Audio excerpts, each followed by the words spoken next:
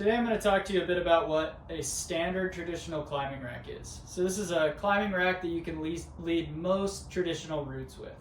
So this doesn't include your helmet, harness, shoes, all that stuff, belay device. So this is just going to be your protection for the route and anchor building material.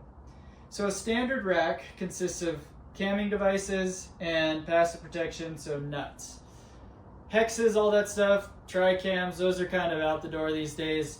Now we just pretty much stick to a standard rack is just going to include nuts and camming devices. So when I'm thinking about my camming devices, they come in various sizes. Today we're talking about the black diamond sizes. But basically anytime I see in a guidebook that I need, let's say, protection up to 3 inches, that means I'm going to want to bring a number 4 camming device. I don't want to bring just up to a number 3 because the number 3 won't protect well in a 3-inch crack. So you need a double rack, or what's called a double rack for most climbing routes, because you figure you need to build your anchors, you need to have enough protection while you're climbing the route itself to protect yourself, and yeah, then some extra gear just to have is always good. You don't want to be on your last nut trying to build an anchor. So a double rack starting at 0.3, the black diamond 0.3, and going to a number 3. So those are going to be the range, so that encompasses 0.3, 0.4, 0.5, 0.75, 1, 2, and 3. If you're planning to do a little bit of off-width climbing, or you just want like an extra piece of gear, if you're planning to climb any routes that require protection up to 3 inches, then I'll go with, and I'll have one number 4 as a part of my standard rack.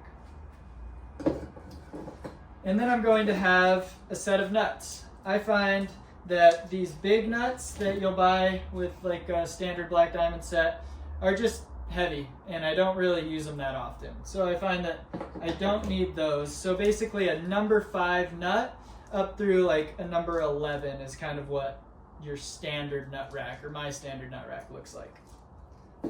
Then I'm going to need a nut tool. So this is so that I can get those nuts out when they are jammed in there nicely.